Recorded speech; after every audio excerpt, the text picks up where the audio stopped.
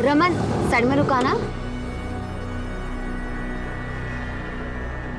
मुझे 1 घंटे बाद यही मिलना, तब तक मैं पूजा करके आती हूँ। ठीक है।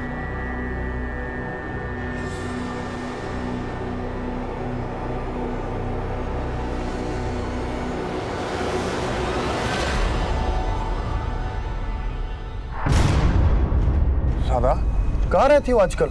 ना फोन करती हो ना फोन उठाती हो, कल मिलने भी नहीं आई। शादी तक कितना तक पाओगी क्या? इरादा क्या है तुम्हारा? हमारी तुम्हारी कोई शादी नहीं हो रही, इसलिए ना ही अपना टाइम वेस्ट करो और ना ही मेरा। लेकिन क्यों? अब सगाई कर ली तो शादी करने में क्या परेशानी है? कोई परेशानी नहीं है, बस इतना समझ लो ये शादी नहीं हो सकती।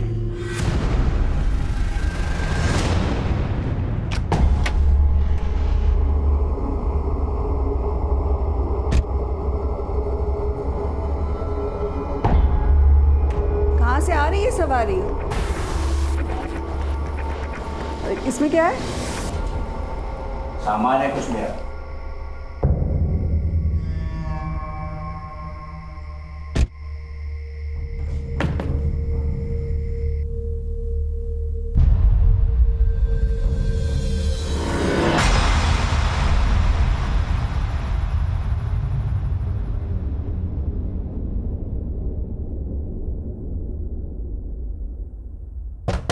क्या कर रहे हो? दरवाजा क्यों नहीं खोल रहे हो? अरे अभी सिद्धि कर रहा हूं। विघ्न होगा अगर दरवाजा खोलूंगा तो। दरवाजा नहीं खोल सकता अभी।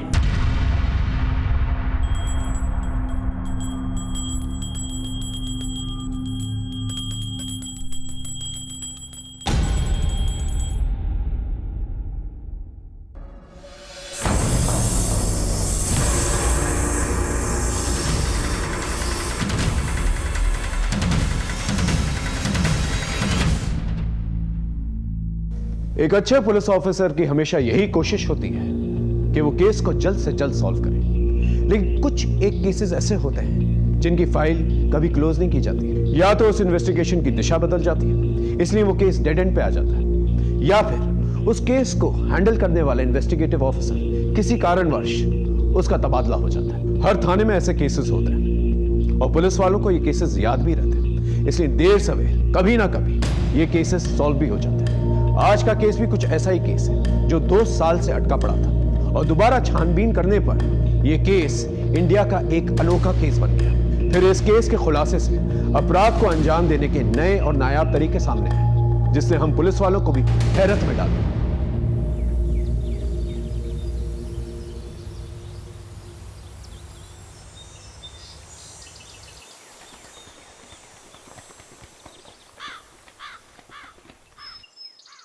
क्या सोच रही हो? मीना दीदी और मोहन जिया जी को गायब हुए 2 साल हो गए, लेकिन अब तक उन दोनों की कोई खबर नहीं है।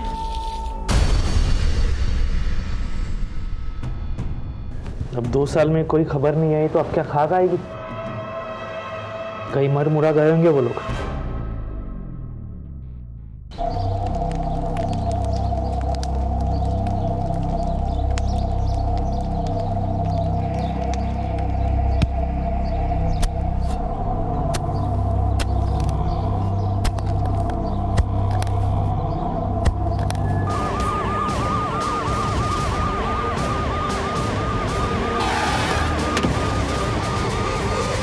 बीच में से हटिए, हटिए।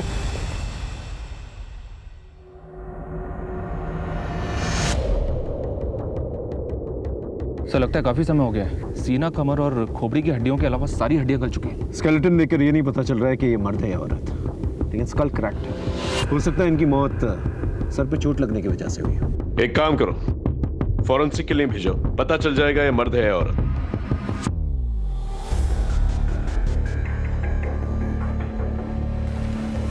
ये देखिए सर, ये मिला है। ये तो किसी बैंक का कार्ड है, नाम ठीक से दिखाई नहीं दे रहा लेकिन नंबर साफ है। पता करो ये किसका कार्ड है, नंबर से पता चल जाए कार्ड होल्डर कौन है। सर इस जमीन का मालिक कौन है? साहब वैसे तो ये ज़मीन सौरभ अग्रवाल की है, लेकिन 2 महीने पहले PWD डिपार्टमेंट ने ये ज़मीन सड़क निर्माण के लिए खरीदी थी।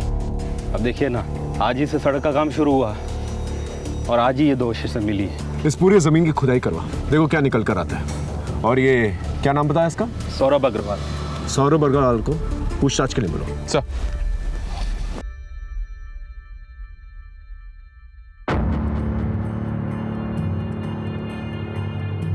ये डेबिट कार्ड तो सर कठुआ गांव के मोहनलाल का है। मैं अभी आपको इसका प्रिंट आउट निकाल के देता हूँ।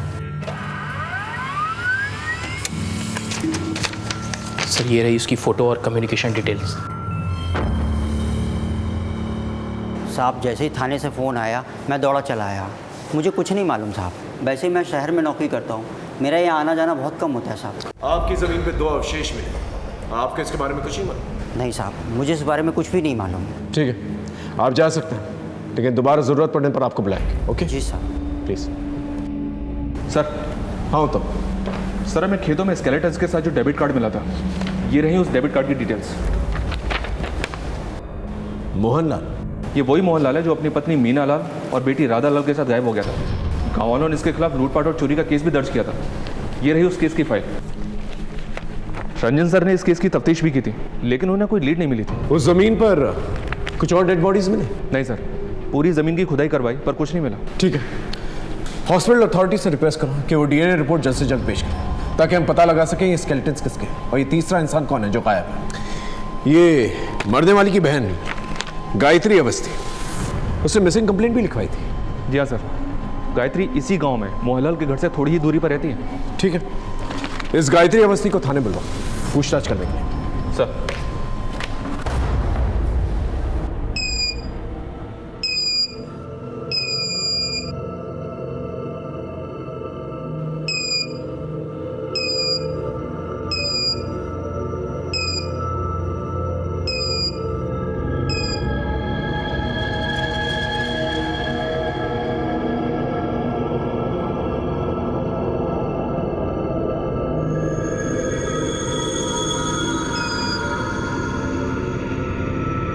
एक्सक्यूज़ मी सर, आप लोग अंदर नहीं जा सकते।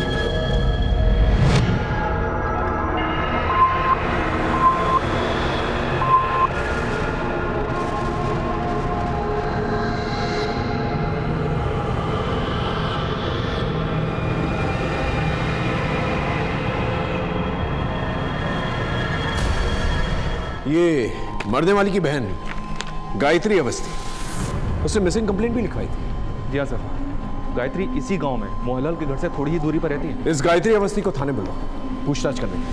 सर।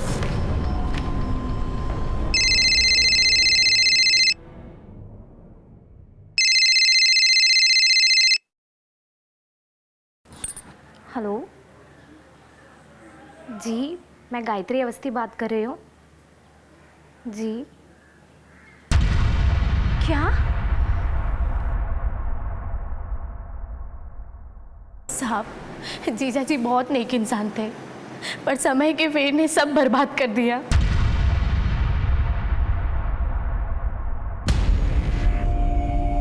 आप ना इस बुढ़ापे में सारा दिन आईने के सामने खड़े होकर बाल बनाते रहिए।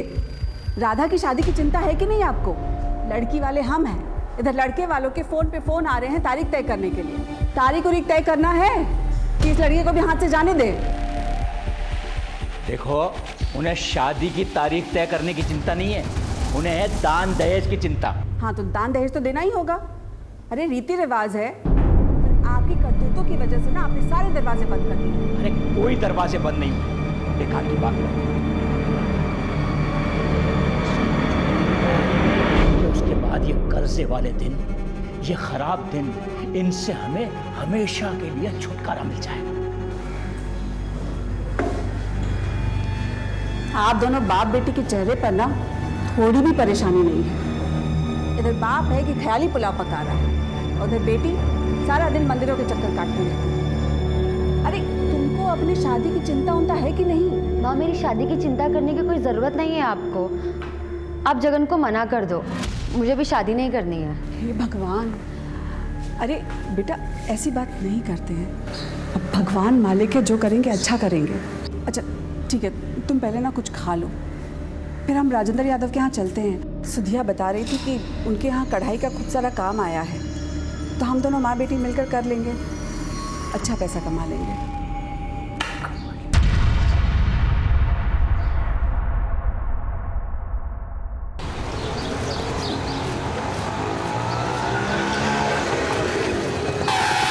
अरे चाची आइए बैठिए, मैं घर छोड़ देता हूँ। मैं पैसे लेकर नहीं आई हूँ। अरे पैसे की कौन बात कर रहा है चाची, मैं घर ही जा रहा हूँ। आइए बैठिए आप दोनों, मैं छोड़ देता हूँ। आओ ना।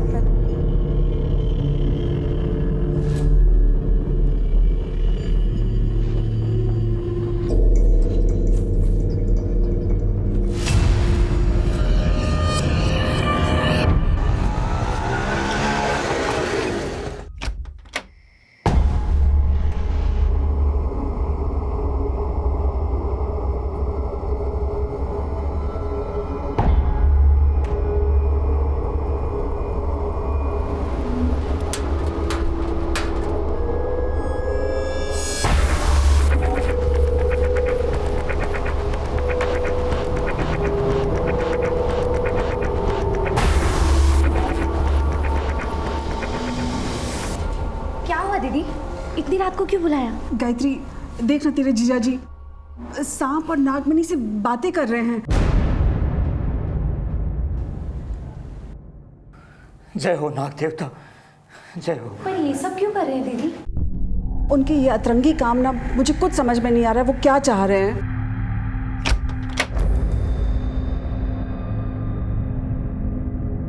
राधा बिटिया, अब तू देखना, तेरी शादी इतने धूमधाम से करूंगा ना, पूरा गांव देखता रह जाएगा।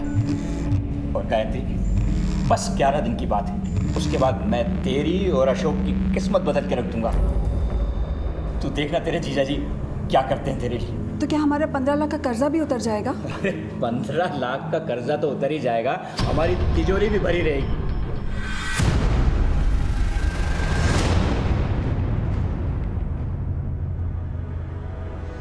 रमन, साइड में रुकाना। मुझे 1 घंटे बाद यही मिलना, तब तक मैं पूजा करके आती हूँ। ठीक है।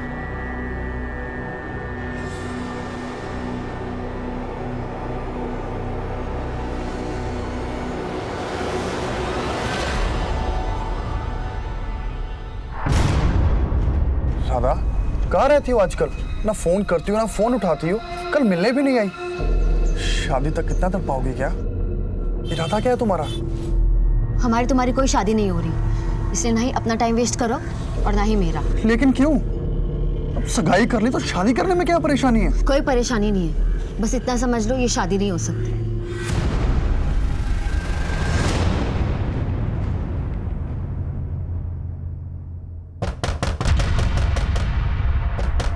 कौन है भाई? अरे आ रहे हैं, आ रहे हैं। कहाँ है हमारा पैसा? कर्जा लिया है या दान लिया है, लौटाने का नाम ही नहीं ले रहा और मुंह छिपा छिपा के भाग रहा है। अरे 10 दिनों के बाद मैं तुम्हारा सारा पैसा वापस कर दूंगा, और चाहिए तो मुझसे सूद पे पैसे लेके जाना। 10 दिन में ऐसी कौन सी करामात होने वाली है? दिखाता हूँ, ये देखो, इन 2 डिब्बों में है करामातों की कुंजी। क्या इन डिब्बों में? खुद ही देख लो। जरा हम भी तो देखें। देखो।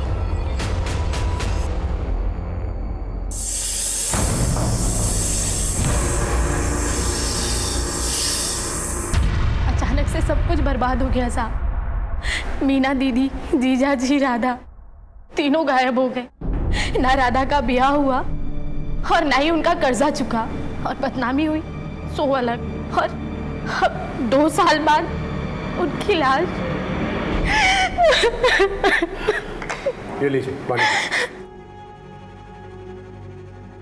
वो स्केलेटन मीना लाल का है, ये जानने के लिए हमें आपका डीएनए उस स्केलेटन के डीएनए से मैच करना होगा। फिलहाल आप घर जा सकते हैं, लेकिन शायद दोबारा हम आपको बुलाएं। और इस केस के बारे में अगर आपको कुछ भी पता चले तो प्लीज हमें बताइए। ठीक है सर।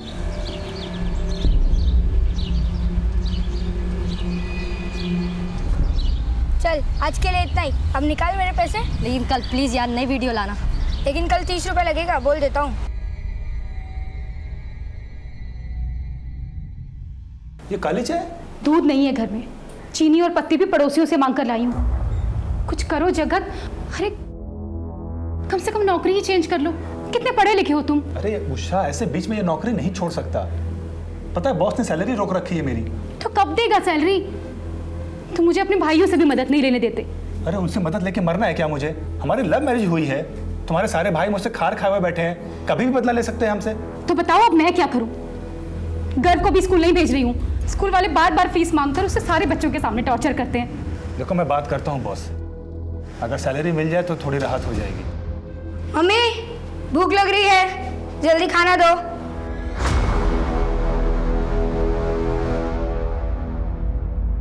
ये रही ग्राम पंचायत ऑफिस की सीसीटीवी फुटेज, जिससे यह साबित हो गया था कि मोहनलाल ने ऑफिस से 3 लाख रुपए की चोरी की थी।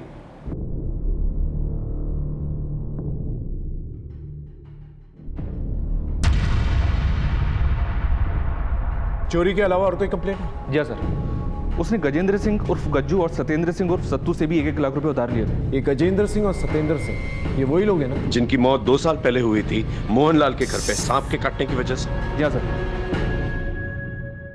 लेकिन उन दोनों की लाश हमें जंगल में मिली थी और हमने उन दोनों की लाशों का पंचनामा भी किया था और हमें तुरंत पता चल गया था कि ये लाशें गज्जू और सत्तू की हैं। फिर गांव के पंचों ने मोहनलाल के खिलाफ शिकायत दर्ज की थी।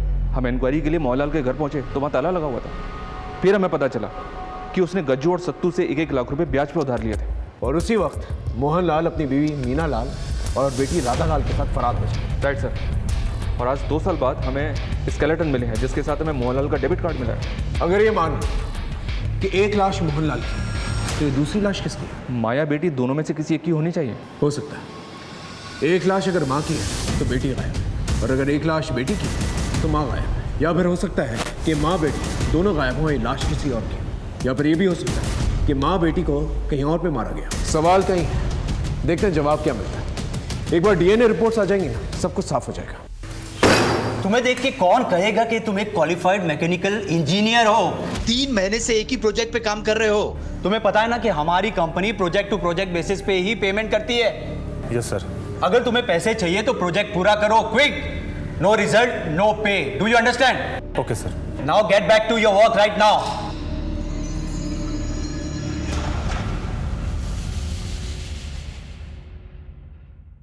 क्या हुआ? सैलरी मिली क्या? नहीं, इनफैक्ट मैं कल से नौकरी पे भी नहीं जा रहा। अरे मेरा बॉस मुझसे ज्यादा अच्छे से तो अपने ड्राइवर से बात करता है। क्या फायदा है इतना पढ़ने लिखने का, इंजीनियरिंग करने का? जगत प्लीज अभी जॉब छोड़ने की सोचना भी मत। अरे घर की फीस भरनी है और फिर घर कैसे मैनेज होगा? देखो जब तक कहीं अच्छी जगह जॉब नहीं मिल जाती ना, प्लीज थोड़ा टाइम और यहाँ बर्दाश्त कर लो प्लीज। मोहनलाल, मीना लाल और राधा लाल की तस्वीरें तो तुमने सर्कुलेट की है, कुछ निकल के आया? नहीं सर। और वो नागमणि? लोकल सपेरों से इंक्वायरी की सर, लेकिन किसी ने भी मोहनलाल या उसके परिवार में से किसी को नहीं पहचाना। वैसे भी सर आप तो जानते ही हैं कि नागमणि जैसी कोई चीज़ होती नहीं है। लेकिन गायत्री के मुताबिक ये सच नहीं है। मोहनलाल की आस्था थी इन सब चीज़ों में। लेकिन सर हमें अभी तक कोई भी नागमणि बेचने वाला या खरीदने वाला मिला नहीं है। तुमने एक बात नोटिस की? क्या सर? गांव वाले जिसको अपराधी ठहरा रहे हैं वही मुझे किसी अपराध का शिकार लग रहा है, क्योंकि इस तरह से उसकी लाश का ठिकाने लगा और फिर सरपंच के ऑफिस से चोरी की रकम का उसके घर पे ना मिलना और ये नागमणि का गायब हो जाना, बहुत सारे डॉट्स हैं जो मिसिंग हैं। वो डीएनए रिपोर्ट का क्या हुआ? अभी तक आई नहीं है सर, लेकिन जल्दी मिल जाएगी। अपने खबरी को गांव में भेजो, देखो क्या निकल के आता है। Okay sir.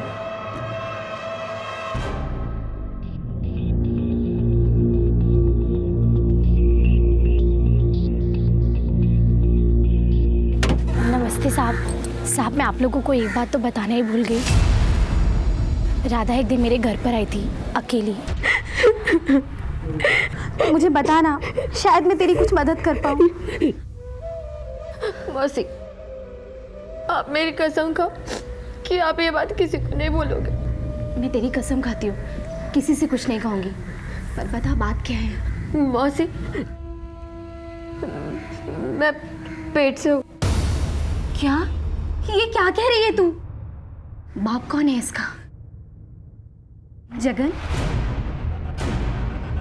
वो मैं अभी नहीं बता सकती आपको। एक बार सब ठीक हो जाए, सबसे पहले आपको ही बताऊंगी।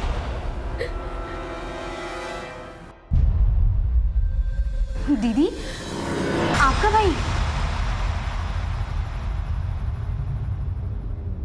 सर, हम इन्वेस्टिगेशन के इस एंगल को ओपन करते हैं और राधा के बारे में पता करते हैं।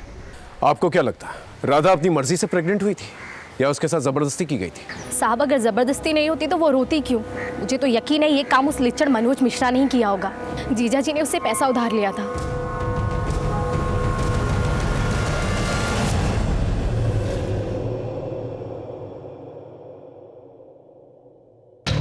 राधा कहाँ है? कौन राधा? ज्यादा होशियार मत बन, समझा? राधा मोहनलाल की बेटी जो तेरे कुत्ते की फैक्ट्री में काम करती थी, और वही मोहनलाल जिसने तुझसे कर्ज लिया था। अभी कुछ याद आया है? यहीं पे कुछ और तरीके से याद दिलाऊं? अच्छा अच्छा, वो राधा। वो तो पूरा परिवार 2 साल से गायब है। गायब है या तूने गायब कर दिया है? देख मनोज, हमें सब पता चल गया। राधा तेरे बच्चे की मां बनने वाली थी। तू शादीशुदा है, कहीं तेरी शादी ना टूटे इसलिए तूने सबसे पहले राधा को मारा। उसके माँ बाप ने आवाज उठाई तो उन्हें मार दिया। क्यों? ऐसा ही है ना? अब सीधी तरह से बता दे, राधा को कहाँ दफनाया तूने? बोल। सर, वो मेरे यहाँ सिर्फ काम करती थी, उससे ज्यादा मेरा उससे कुछ लेना देना नहीं है। और अगर उसके पेट में बच्चा था तो वो उसके मंगेतर जगन का होगा, उससे मेरा क्या लेना देना? क्या राधा मां बनने वाली थी? किसके बच्चे की? ए जगन, ज्यादा नाटक नहीं है। सवाल हम पूछेंगे, जवाब तू देगा, समझा? तू राधा से प्यार करता था, राधा के साथ तेरी शादी होने वाली थी, लेकिन शादी से पहले राधा मां बन गई। इस बात से तुझे गुस्सा आया और इस बात का बदला तूने पूरे परिवार से लिया, है ना? सर मैं कुछ नहीं जानता, और राधा ने भी मेरे साथ बात नहीं करी। मंगनी के 1-2 दिन बाद उसे पता नहीं अचानक क्या हो गया था। कटी कटी सी रहती थी मेरे साथ वो, ना मेरा फोन उठाती थी, जब मिलने जाता तो ढंग से बात नहीं करती थी, वो करनी काटती थी मेरे से।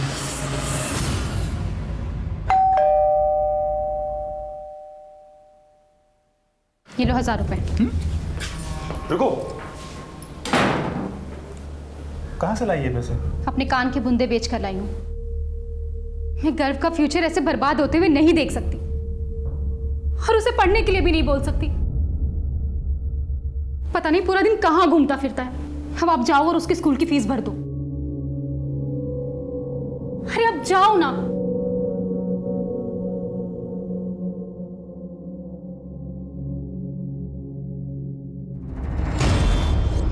सर, सौरभ अग्रवाल की जमीन पर जो स्केलेटन मिले थे उसकी डीएनए रिपोर्ट आ गई है। गायत्री अवस्थी के डीएनए से यह कंफर्म हो गया है कि एक लाश मीना लाल की है, और दूसरी लाश पर फॉरेंसिक के फेशियल रिकंस्ट्रक्शन के आधार पर उन्होंने कंफर्म किया है कि वो दूसरी लाश मोहनलाल की है। इसका मतलब राधा लाली गायब है। सर, गायत्री अवस्थी की बातों से लग रहा था कि राधा अपनी मौसी के काफी करीब थी। ऐसे में यह सब बहुत अजीब लग रहा है कि राधा 2 साल से अपनी मौसी से मिलने तक नहीं है। इस गायत्री का कॉल रिकॉर्ड से कर लो, देखो कोई सस्पिशियस नंबर निकल के आता है कि नहीं, और उसे क्रॉस चेक करो। Okay right sir. लेकिन सर, एक बात गौर करने लायक, ये सारी घटनाएं एक ऑर्डर में ग्राम पंचायत ऑफिस में मोहनलाल की चोरी करने के बाद हुई हैं, इसलिए गांव के पंचों द्वारा बदले के एंगल को भी रूल आउट नहीं किया जा सकता सर। तुम्हारे रेडार में जितने भी सस्पेक्ट्स हैं उन सब पे नजर रखो। सर, राधा की प्रेगनेंसी को लेकर मेरे दिमाग में एक बात आ रही है, कहीं ऐसा तो नहीं कि राधा की प्रेगनेंसी की वजह से उसके घर में कलह हो गई, उसने गुस्से में आकर अपने माँ बाप को मार दिया और वहां से भाग गई, या फिर बच्चा पैदा करने के शर्म से भाग गई और उसके माँ बाप को किसी और कारण से मार दिया गया। हो सकता है। इस राधा की सच्चाई की तह तक पहुंचना बहुत जरूरी है, क्योंकि इसी से हमें पता चलेगा इस केस की दूसरी कड़ियां क्या है। Right sir.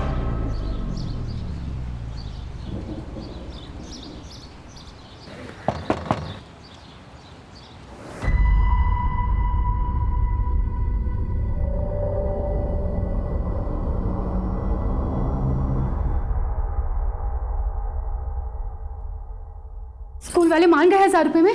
कल से हमारा घर स्कूल जाएगा ना। जगत, संभालिए अपने लड़के को, खुद तो बिगड़ा हुआ है ही, साथ में हमारे बच्चों को भी बिगाड़ रहा है। अरे 20-20 रुपए लेके अपने मोबाइल पे हमारे बच्चों को ये गंदी फिल्में दिखाता है। अगली बार अगर ये पकड़ा गया ना तो यहाँ नहीं, सीधा पुलिस स्टेशन जाऊंगा, संभाल लेना। तेरे पास फोन कहाँ से है? मोबाइल खरीदने के पैसे कहाँ से आए तेरे पास? दिखा, फोन दिखा। अरे ये तो मेरा मोबाइल है, ये तूने चुराया था। तो क्या करूं? स्कूल से निकाल दिया। पॉकेट मनी के नाम पर सिर्फ 1 रुपया भी नहीं होता है मेरे पास। कुछ ना कुछ तो करना पड़ेगा ना।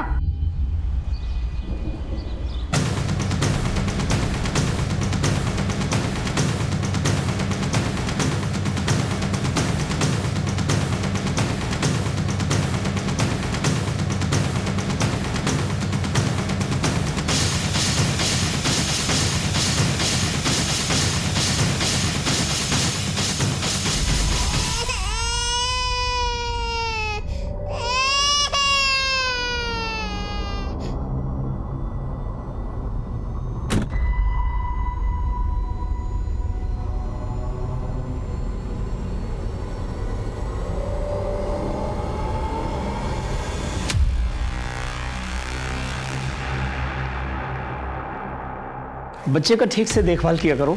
बुखार है, वही मैं दवाइयाँ लिख करके दे रहा हूँ। 2 दिन के बाद फिर से लाके दिखा लेना।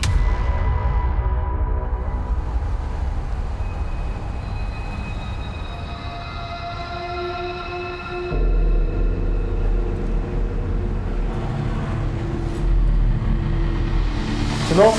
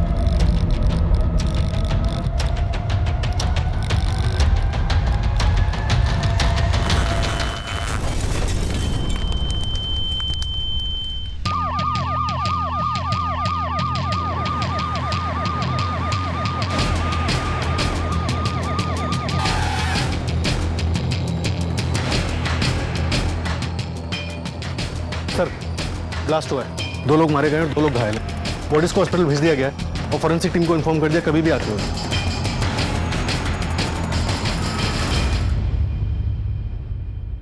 सबसे पहले हमें यह पता लगाना होगा इस ब्लास्ट में कौन सा मटेरियल यूज किया गया और उसके पीछे क्या मकसद है। हो सकता है ये टेररिस्ट एक्टिविटी का। इस फार्म हाउस का मालिक कौन है? Prashant Varma sir, London based NRI।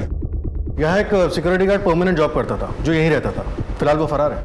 इस फार्म हाउस को सील कर और सिक्योरिटी गार्ड को जल्द से जल्द तलाशो। अपने बॉम्ब स्क्वाड और फोरेंसिक टीम से कहो इस फार्म हाउस की अच्छी तरह से तलाशी ले। ये जिस किसी ने भी किया है वो समाज के लिए काफी खतरनाक हो सकता है।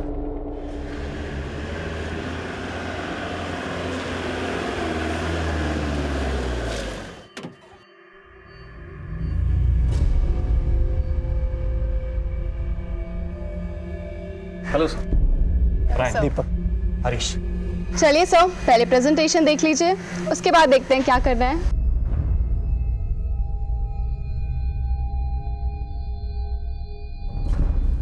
इंटरेस्टिंग। इसकी बाजार में क्या कीमत बताई आपने? सर इसकी कीमत 1 लाख करोड़ है। 1 lakh crore? Yes sir. You had it right, sir. It's an investment for generations. हम आपके सर से कब मिल सकते हैं? सर अभी वो बार्सिलोना में इंटरनेशनल सेमिनार अटेंड कर रहे हैं। अगर आप बोलेंगे तो मैं उन्हें एक SOS मैसेज डाल दूंगा। हाँ सर, तभी वो नेक्स्ट वीक प्लान कर पाएंगे आने का। ठीक है, हम उनसे नेक्स्ट वीक मिलना चाहेंगे। कंपनी तो काफ़ी नामी ग्रामी और 2 साल से चल भी रही। और ये देखिए इनकी वेबसाइट पर काफ़ी विदेशियों के साथ फोटोज़ डालें और ये उनके इंटरव्यूज़ भी। और साथ ही में ये खबर है कि इनके कई ब्रांचेज है यूरोप में भी।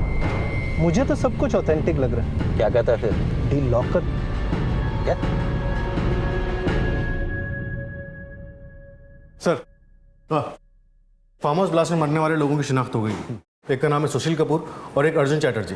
दोनों के घर वालों को नहीं पता था कि वो यहाँ आए थे। उनके घर वालों को इस ब्लास्ट के बारे में भी कुछ नहीं पता। घर वालों की CDR रिपोर्ट निकालो, हम कोई चांस नहीं ले सकते। Right sir. घायलों की स्थिति क्या है? सर वो अब भी बात करने की स्थिति में नहीं है। उनमें से किसी एक को भी अगर होश आ जाता है तो हमें काफ़ी इन्फॉर्मेशन मिल सकती है। हॉस्पिटल के PRO से टच में रहो। और ये ब्लास्ट की इमीडिएट फॉरेंसिक रिपोर्ट क्या निकली? सर ब्लास्ट में मीथेन गैस का इस्तेमाल हुआ था और ब्लास्ट में यूज हुए दूसरे केमिकल्स की रिपोर्ट आनी अभी बाकी है। और वो सिक्योरिटी गार्ड जो भागा था उसके बारे में कुछ पता चला? सर उसके पीछे एक टीम लगा रखी है। उसका फ़ोन अभी भी स्विच ऑफ जा रहा है और वो अपने गांव भी नहीं पहुंचा है। चारों तरफ कड़ी निगरानी रखो और इस ब्लास्ट की तह तक पहुंचना हमारे लिए बहुत ज़रूरी है, वरना ये मीडिया वाले बहुत बड़ा बवाल खड़ा करेंगे।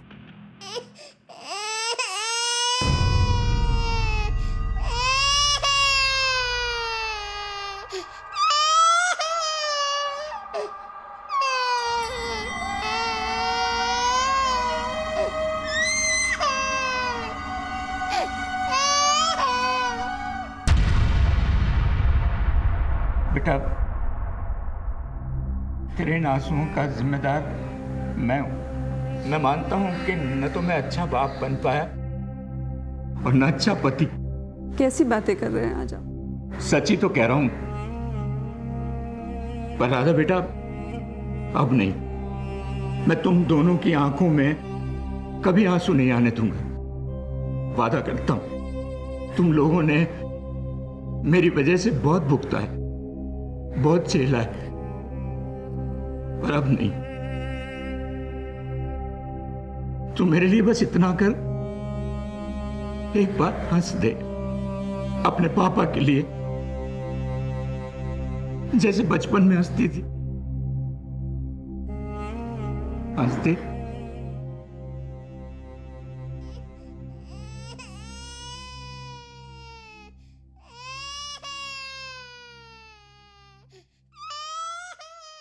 जैसा आप लोगों ने कहा, हमने पूरे 80 लाख रुपए फंड ट्रांसफर कर दिए हैं। That's great sir. हम लोगों ने भी सर को इन्फॉर्म कर दिया है। वो बार्सिलोना से अबू धाबी आ चुके हैं, बस 2 ही दिन में इंडिया आ जाएंगे।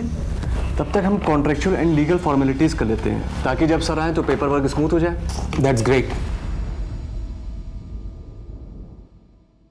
सर, फार्म हाउस में जो ब्लास्ट हुआ था, उसी पैटर्न का एक ब्लास्ट 3 महीने पहले कोलकाता में भी हुआ था। ये पुलिस हेडक्वार्टर से फाइल की कॉपी आई है।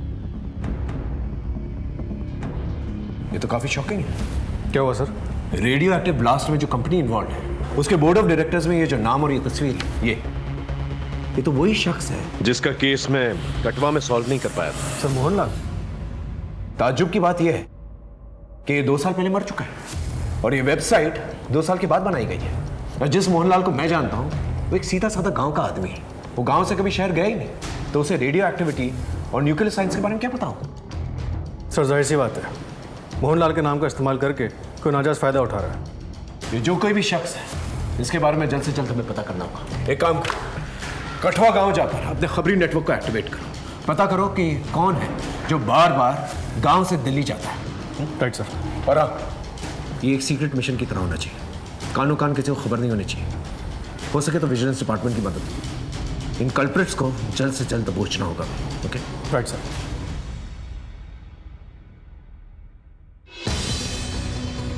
हमने और हमारी टीम ने एक रणनीति तैयार कर ली थी और हमने बहुत ही सावधानी से सारे कल्प्रिट्स को एक साथ बिना किसी हलचल के दबोचना चाहते थे, ताकि कोई भी भाग निकलने में कामयाब ना हो सके। सर, साइबर सेल ने इस कंपनी की वेबसाइट की ऑथेंटिसिटी चेक की। उनके हिसाब से इस वेबसाइट का आईपी एड्रेस मोहनलाल के नाम पर ही रजिस्टर्ड है और खबरों ने पता लगाया कि आजकल इन दोनों का दिल्ली आना जाना काफ़ी बढ़ गया है सर। और एक बात सर, इनमें से एक गांव काफ़ी आता जाता है, जबकि दूसरा काफ़ी टाइम से अपने गांव नहीं लौटा है। साहब, यही है वो फार्म हाउस का चौकीदार। साहब, मुझे माफ कर दो, मैं पैसे की लालच में आ गया था साहब। एक साहब ने आपसे 2 दिन के लिए बंगला किराए पे लिया था, सोचा कि मैं थोड़ा बहुत पैसा कमा लूं साहब। इनमें से कोई है? सर, ये था।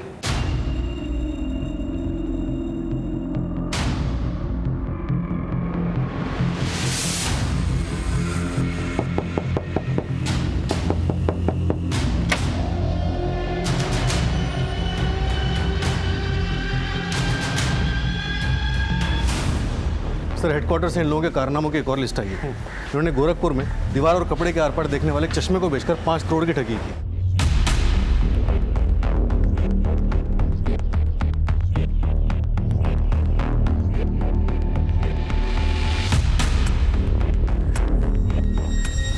चश्मा बेचने के लिए इन्होंने जुड़वा लड़कियों का इस्तेमाल किया। जुड़वा लड़कियों? हाँ सर। और लोगों को लगा कि एक ही लड़की दीवार के आर पार से नजर आ रही है। इसके बाद इन्होंने दार्जिलिंग में रुद्राक्ष और माला बेचकर 3 करोड़ की ठगी की।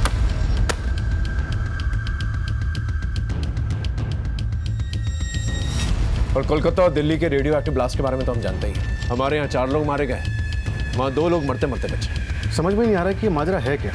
एक जगह पे 2 लोगों की जान को खतरा होता है, दूसरी जगह पे ब्लास्ट होता है। एक बार ये लोग पकड़े जाएं, फिर पूरा मामला साफ हो जाएगा। तो सर, अभी हम क्या करें? हेडक्वार्टर्स के ऑर्डर्स का इंतजार करते हैं, पर ऐसी रेड मारेंगे कि उन्हें भागने का मौका ही नहीं मिलेगा।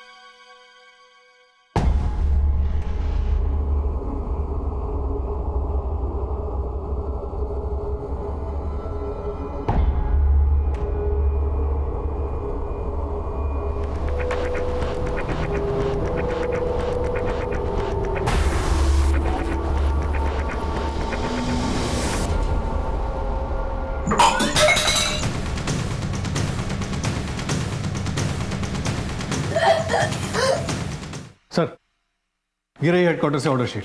हम अपने एंड पे पूरी तरह से प्रिपेयर्ड हैं। अरेंजमेंट फुल प्रूफ है? पूरा अरेंजमेंट हो गया सर। हमारे सोर्सेज के हिसाब से सारे कल्प्रिट्स एक ही जगह पे मौजूद हैं। Go ahead.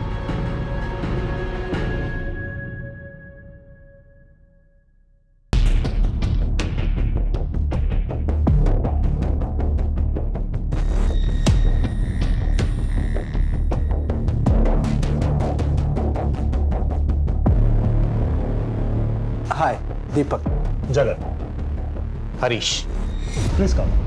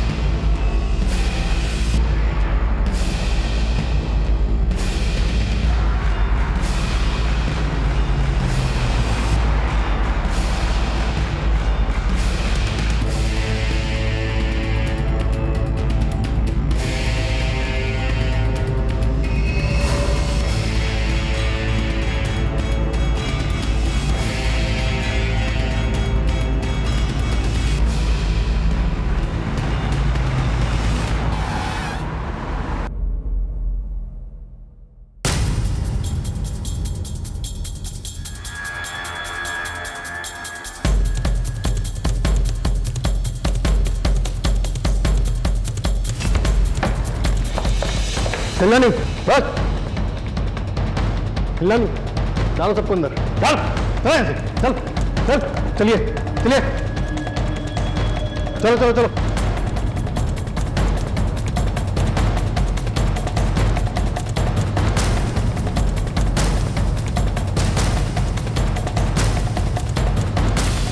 तुम दोनों जीजा साले ना जाने कितने सपनों और जिंदगियों के साथ खेले हो।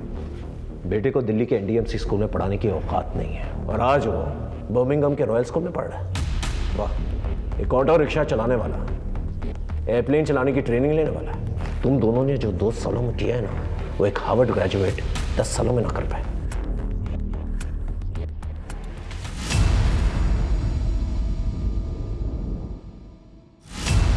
जगत शर्मा एक क्वालिफाइड मैकेनिकल इंजीनियर और इतने सारे काले कारनामे, इस सबके पीछे कहानी क्या है? सर, आजकल एक इंजीनियर और सिक्योरिटी गार्ड में कुछ फ़र्क नहीं रह गया। मेरी लाइफ एक ऐसे मुकाम पर आ गई थी कि मेरे पास मेरी बीवी के दिए हुए 1000 रुपए के अलावा जेब में एक फूटी कौड़ी तक नहीं थी। और फिर मैं ज़िंदगी से परेशान होकर के एक ज्योतिष के पास गया। उसने मुझे 1000 रुपये में एक माला बेची जिसकी कीमत 20 रुपये से भी ज़्यादा नहीं थी। फिर इस घटना से मुझे एक नई दिशा मिली, लेकिन जिस दिन मेरे बेटे ने बिल्डिंग की छत से छलांग लगाई, उस दिन मैंने ठान लिया था। मैंने कहा भाड़ में गया ये इंजीनियरिंग, अब मैं भी ठगी करूंगा। और फिर मैं अपने जीजा से मिल करके ठग बन गया। ये रेडियो एक्टिव डॉल की कहानी क्या है? सर, एक दिन मैंने अखबार में एक आर्टिकल पढ़ा था कि रेडियो एक्टिव पदार्थ का यूरोपियन मार्केट में बहुत ज़्यादा वैल्यू है। मैं अपने आसपास एक डॉल ढूंढने लगा। फिर कुछ दिनों के बाद मैंने अपने जीजा की दुकान पर एक डॉल देखी। तब मेरे दिमाग में एक आइडिया आया। ये नाग और नागमणि का आइडिया तेरा था ना रमन चौधरी? सर, मैं मोहनलाल से गांव में जुए की हर बाजी जीता था। एक दिन उसने मुझसे पूछा, ये रहे मेरे 3 बादशाह। ओ, फिर से? भाई एक बात बताओ, आप हर बाजी कैसे जीत जाते हो? ये सब मेरी माला का कमाल है। मेरे पास पैसे नहीं है, वरना मैं एक नागमणि के बारे में जानता हूँ। वो अगर मुझे मिल जाए ना, मेरी सारी इच्छाएं पूरी हो जाए। वो नागमणि है कितने की? सिर्फ 5 लाख। मैंने उसकी आंखों में मणि पाने की चाहत को पढ़ लिया। देख, ग्राम पंचायत के फंड्स ऑफिस में रहते हैं, चुरा ले। मेरे ही कहने पे मोहनलाल ने चोरी की। भाई ये 5 लाख रुपए, 3 लाख रुपए मैंने वो ऑफिस से चुरा लिए थे।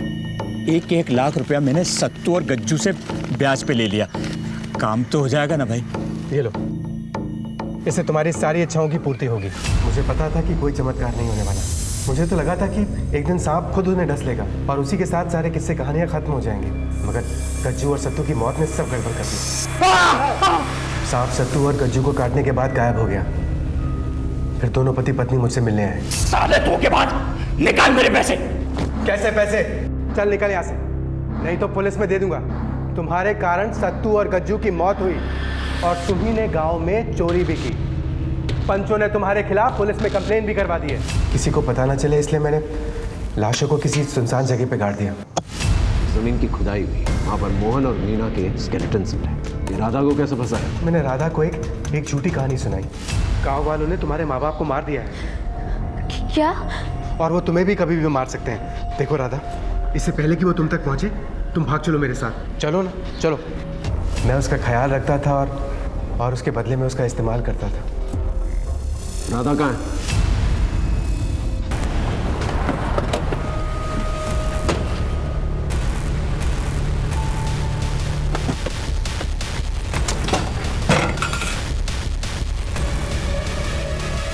एम्बुलेंस को जल्दी बुला, जा क्विक। रमन के बताए गए पते से हमने राधा और उसके बच्चे को बचा लिया। राधा ने इस बात की पुष्टि की कि उसके बच्चे का बाप मनोज ही है। मोहनलाल के केस में एक बड़ी दस्तक छुपी हुई थी। उसने अपने अंधविश्वास में आकर अपनी बर्बादी की कहानी लिख डाली। जगत जैसे पढ़े लिखे लोग भी इस धोखाधड़ी के बाजार में सरगर्म है। वो अपने क्लाइंट्स को संतुष्ट करने के लिए किसी भी हद तक जा सकते हैं। माला पहन लेने से, रंग बिरंगे धागे बांध लेने से कोई चमत्कार नहीं होते। इनका इलाज सिर्फ और सिर्फ आपके पास है। इसी दस्तक के साथ मैं आपसे विदा लेता हूं। फिर मिलेंगे एक नए केस के साथ। तब तक देखते रहिए क्राइम पेट्रोल दस्तक, क्योंकि मकसद बताना नहीं, बचाना है। जय हिंद।